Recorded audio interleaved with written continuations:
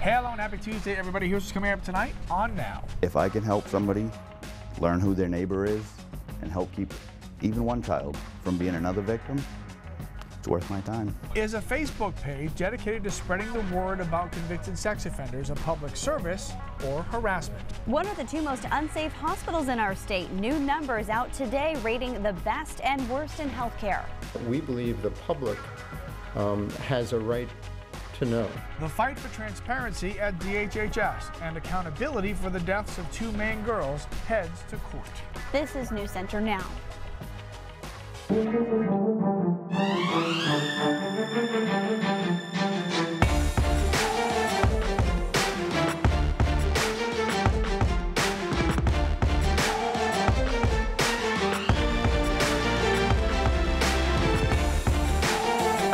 It's a startling post, Sex Offender of the Day. The Facebook page is getting a lot of attention, and not all of it is good. Hello, everybody. I'm Lee Goldberg. And I'm Lindsay Mills. The page Stop Crimes Against Children describes itself as a place that advocates for child safety by sharing public records of local registered sex offenders. The people behind the very popular page have received threats, and therefore we agreed to protect their identity for this story. I have to go through it. I was a victim myself when I was younger. I have a son who was a victim. I was also a victim. The people behind the Stop Crimes Against Children Facebook page share a common bond. They started the page in February. Less than 3 months later, almost 4,000 people follow their posts. The page points out people who are on the state's sex offender registry.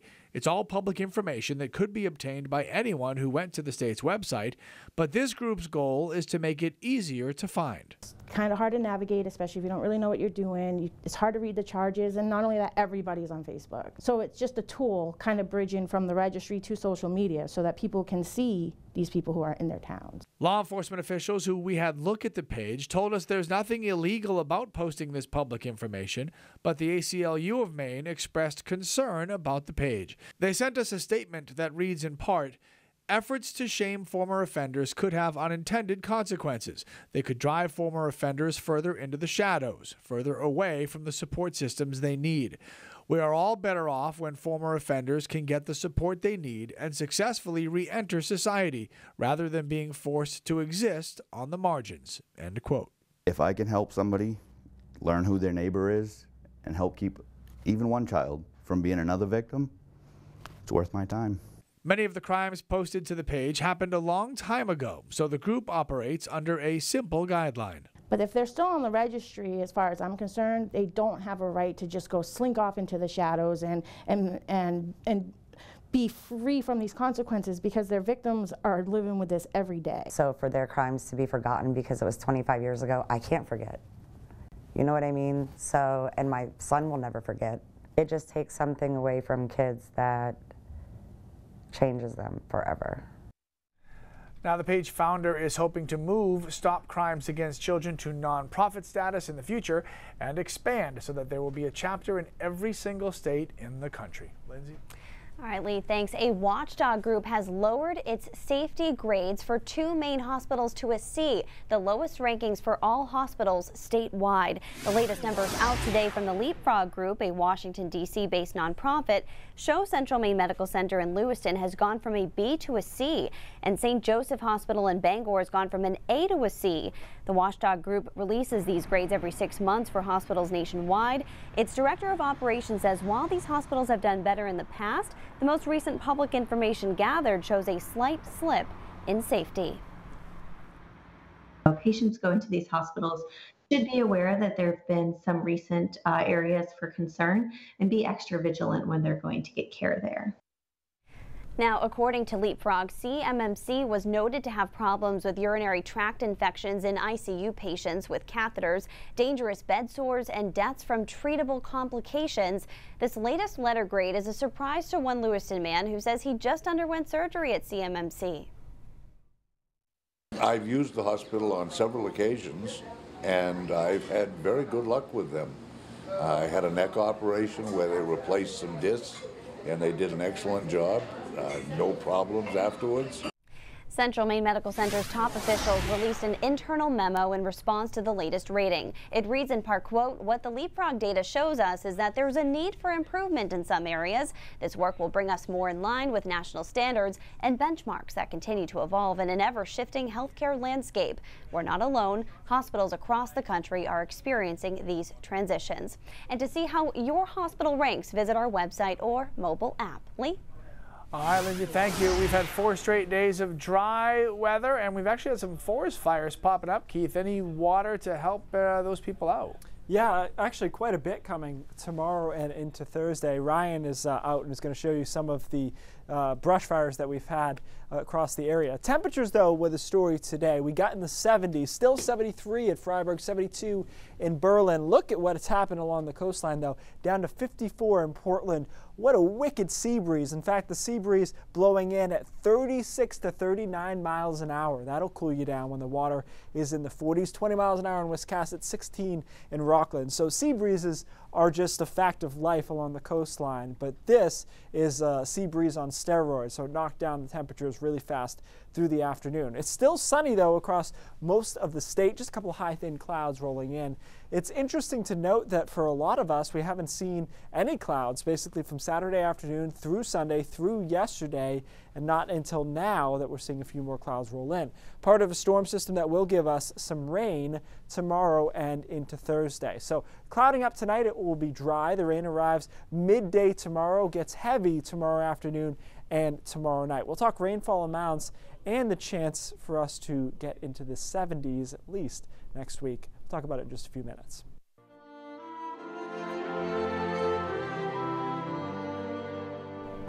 Former President George H.W. Bush is recovering at a Texas hospital about a week after his wife of 73 years passed. A spokesperson for the Bush family says Bush, 41, is recovering and responding well to treatment for sepsis. The spokesperson also said he will update us whenever new information is available. The nation's top doctors are cracking down on e-cigarette sales to minors. The FDA said today it is targeting Juuls, a highly addictive e-cigarette which has become insanely and dangerously popular among Maine high school and middle school students. Regulators sent Juul Labs an official request for information on its marketing practices and research on its products' effects on kids. Juul says all of its products are for adult cigarette smokers. After months of public outcry from judicial reform advocates and celebrities, including Patriots owner Robert Kraft, rapper Meek Mill is released from prison. The musician was sentenced to 2 to 4 years for repeatedly violating his probation. His supporters say the judge was unfair in her sentencing. That's going to really put a damper on all the Instagram posts that have free Meek Mill on it, because now he's free. Right. We're going to have to come up with something else. Just don't add an S on the end of that mill. Somebody else. There you go. Exactly. Okay, a Maine couple is behind bars tonight, accused of years of sexual assault against minors. That story when we come back. And will a judge order DHHS to turn over records related to the killings of Kendall Chick and Marissa Kennedy? The ongoing court battle straight ahead. Years of sexual assault against children. That's the disturbing charge against a couple from Waterville, now indicted by a grand jury. Chris Costa went to look for answers today. Chris, what have police uncovered in this case? Well, Lee and Lindsay, the details in this indictment are vague right now, but it comes from the grand jury and details the alleged abuse. But Waterville police say these charges come after a months-long investigation and that they were familiar with this couple. Jennifer and Michael Stevens allegedly engaged in sexual activity with 3 different minors on multiple occasions over the course of about 7 years. Police say someone reported them months ago, but would not say who it was. The first act of abuse happened in 2010, according to the indictment. Police say the Department of Health and Human Services has also been involved in this case. Police say generally in cases like this, they put child victims in touch with the Children's Advocacy Center in Kennebec and Somerset counties. Those advocates conduct a forensic interview of non-leading questions in a way that is not traumatic for the survivors.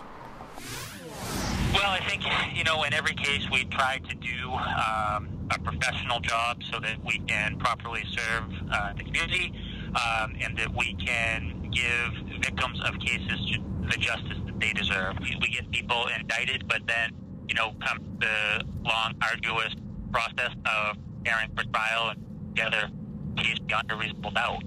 So police say that the victims are safe at this time. The district attorney was not available for comment today. Jennifer and Michael are still being held in jail. Their next court dates, Jennifer's on May 17th and Michael's on the 24th. All right, Chris, we'll continue to follow the story. Thank you very much. The very public scrutiny of Facebook and its CEO is causing more Americans to confront their privacy settings in daily usage. A new poll from the Associated Press Nork Center for Public Affairs Research finds that 7 out of 10 adults who know about the Cambridge Analytica scandal have made changes to their social media accounts. Additionally, 29% of Americans deleted certain accounts, 38% uninstalled apps, and 42% used some social media platforms a little less often. And if you're too scared to download your Facebook archive, I'm not sure if I even want to go and look back at all that, you may want to reconsider. That is a lot of data. Literally everything I've ever liked. And that's just scratching the surface. We brought one Mainer to a cybersecurity team at UMaine to decipher just what Facebook knows and maybe sharing with private companies. And he's nothing short of startled. Katie Ortiz will walk him and you through the process of decoding your data. That's this Thursday on Now. What is confidential and what is accountability? And this is all new ground, so we don't really know exactly how this would play out. An unprecedented case, a court hearing today, and what's next in our lawsuit against DHHS. We hope you enjoyed the sunshine because the rain clouds are moving back in. Your full forecast is straight ahead. Today, a Superior Court judge took 2 boxes of Department of Health and Human Services case files regarding Marissa Kennedy and Kendall Chick, the 2 Maine girls murdered allegedly by their caretakers. Justice William Stokes will decide what, if any, of that information in those boxes can be released to the public. Christina Rex was in court today for oral arguments in New Center Maine's lawsuit against DHHS. Christina, what was in those big boxes? Lee and Lindsay, the boxes contain audio recordings, caseworker reports, and medical records. They're the exact records we requested but were denied. We want these records to show the public what Maine's Department of Health and Human Services did to protect Marissa and Kendall and if it did enough. DHHS says everything in those boxes is confidential under state law, and now it's up to a judge to determine if that's true. The court's now in session. Honorable Justice William Stokes presiding. Good morning, everyone. Novel territory. That's the term used by Justice William Stokes for 2 reasons. 1, media organizations typically don't take requests for information all the way to Maine Superior Court. 2, the law at the crux of the debate is a relatively new one, and there's no history to go off. It does put us in this tension of, should we be the ones making this decision? The judge has to weigh the implications of 2 state laws, one favored by DHHS and one favored by New Center Maine.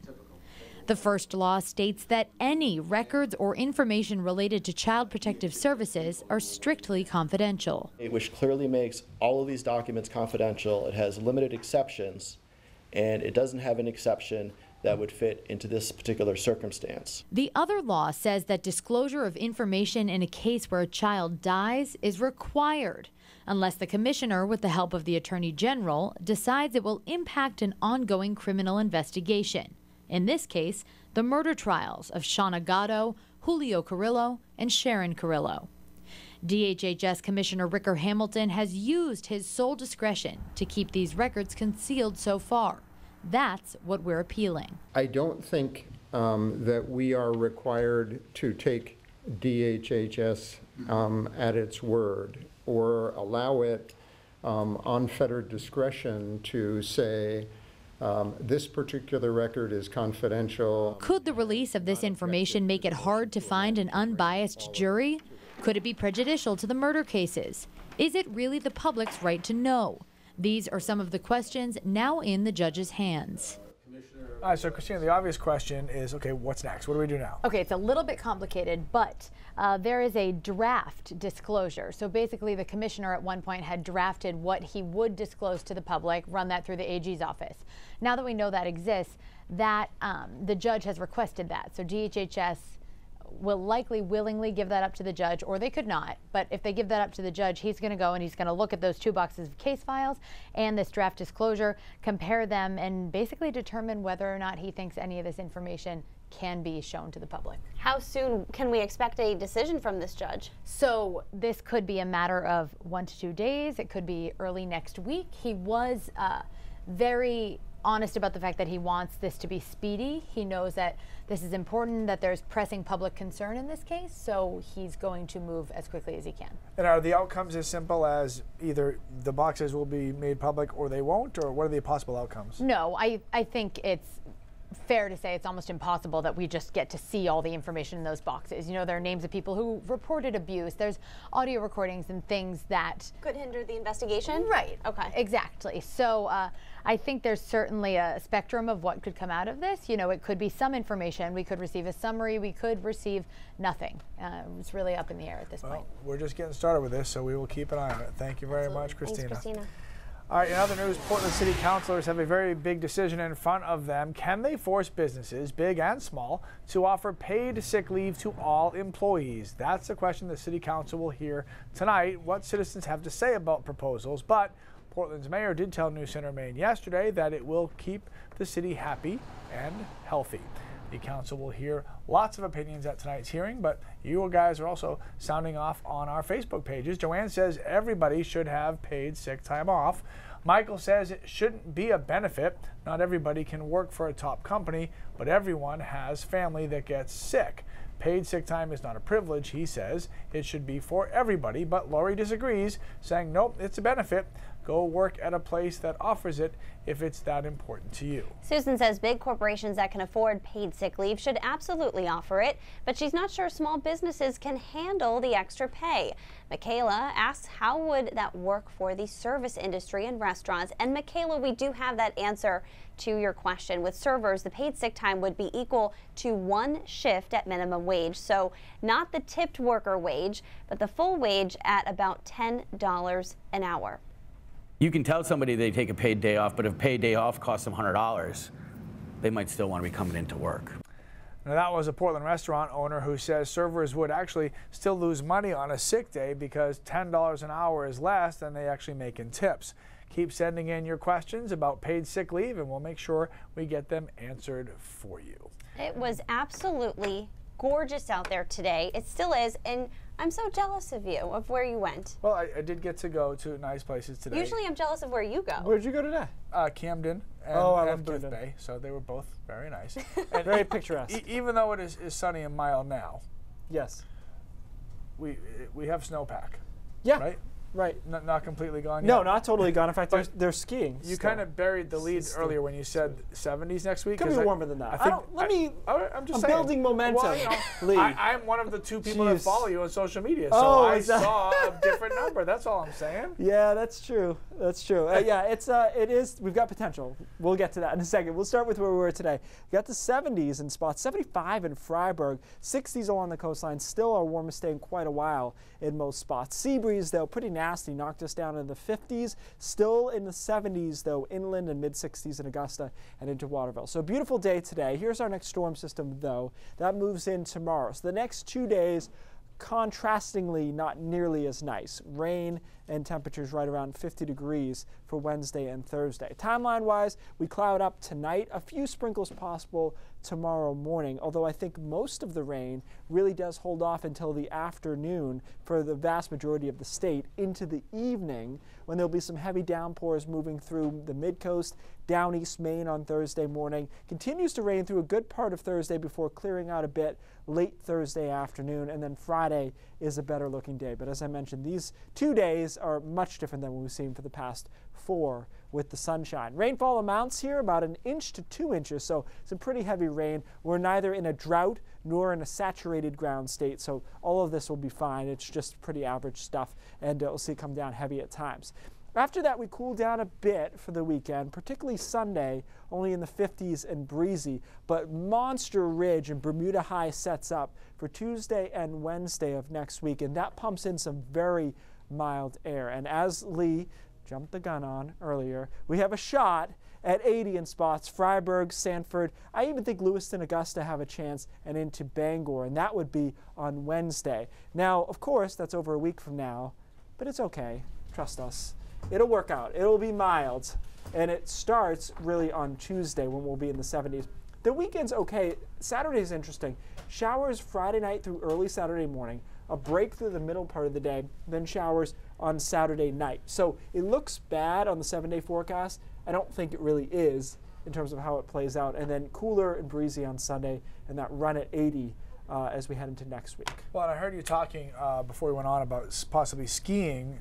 Yes. On the snow while it's still warm, which would be pretty cool because, as we said, the snow is not actually gone yet. It's almost too warm. I know they're doing Cinco de Mayo skiing, but well, that leads us have fun with that. That's good because it leads us into That's So Maine because the snow isn't gone. But check this out: raking your grass and doing your spring yard work next to a mountain of snow. That literally is so Maine. That was sent to us by Lori Plant. She says this is spring at the former Loring Air Force Base in Aroostook County. Before we get to the next one, we love that you guys are sending us these pictures and using the hashtag. So another one that's so Maine today, a truck bed cap on top of a small fishing boat, instant yacht. Well, we're just kidding. Octavia sent this to us saying she found out the boat belongs to her friend's husband. And when we posted it to Facebook, Hazard Harry Wallace replied with this photo. A truck bed cap on top of a trailer turns it into a winter storage space. Just make sure you have some mothballs in there. Thank you so much for sending them to us. More That's So Maine moments. Get them to us. Use that hashtag. That's So Maine. Any way you can get that to us, we will take them. I had some Maine relatives that always used a camper, a trailer as a storage unit in the summer, and they had mothballs. It was key. That's So Maine. Chris Costa will be behind the news desk in the next half hour. Joins us now with a preview of what's coming up. Hey, Chris. Hi, Lee and Lindsay. The Bush's summer neighbors in Kennebunkport are concerned. The former president is back in the hospital just a week after the death of his wife. That story straight ahead. And President Trump is trying to get his pick for Veterans Affairs Secretary through Congress, but he's facing some political roadblocks. That and more on News Center Maine at 5:30. All right, Chris, thanks so much. Stay with us more now when we come back. All right, tonight's Raindrops, visually beautiful. We can take this full screen if we can. This is Benjamin Williamson, who is the photographer for Down East Maine. Follow him if you get a chance. Great, great pictures. Reed State Park, Saturday night. You see not only the Milky Way in the sky, but bioluminescence in the water, which is any kind of organism that gives off light. And people don't realize we have that in Maine. In fact, I found this kayak tour where they do it in Castine, and they do it during the summer, of course. They start in May, I believe, but you can go out and they'll take you out on a kayak. You can actually see the bioluminescence below you at night. So it's something that people didn't think happened in Maine. You think about a warm weather destination, but two things: follow this guy, and I don't think that applies. And check out these great tours. It's awesome. Right. Sounds good. All I heard was Milky Way. News Center at 5:30 starts right now.